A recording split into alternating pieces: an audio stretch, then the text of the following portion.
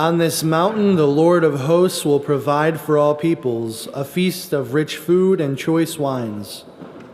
On this mountain, he will destroy the veil that veils all peoples, the web that is woven over all nations.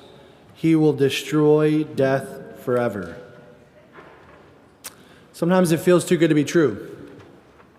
The Lord promises that there's going to be a time of great feasts, great food, choice wines.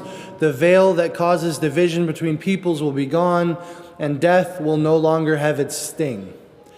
And yet, in our experience of the world, you just have to turn on the TV to see nothing but division and death.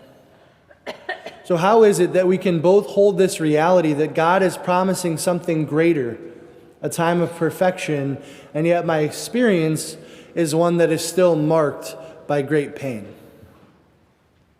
Paul says that in his life he's experienced both abundance and suffering. And in our lives we know the same.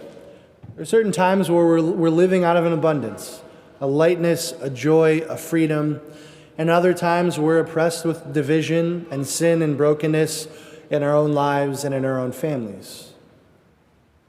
So how is it that we're to hold on to the hope that what Christ is promising will really come? We look to his faithfulness. What he's promised, he's always given.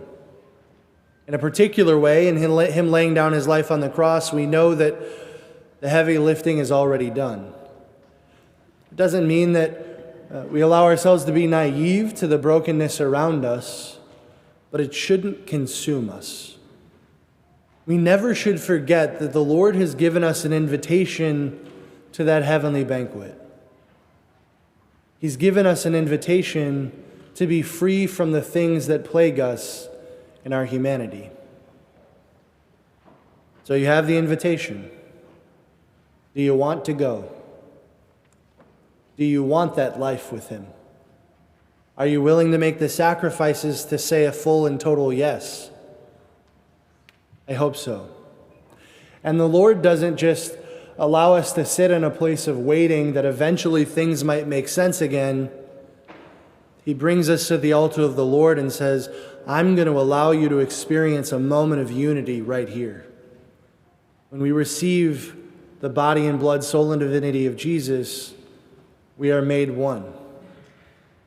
And for a moment, the division and the death that might be around us can take a pause, because Christ has made a promise. One of my family's favorite movies growing up was Willy Wonka, the original, real classic. But at the end, Willy Wonka says to Charlie, do you know what happened to the boy who got everything he ever wanted? He lived happily ever after. Effectively communicating that it's not too good to be true. The life of faith is not too good to be true.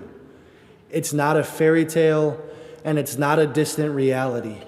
It's right here. He calls, and we come.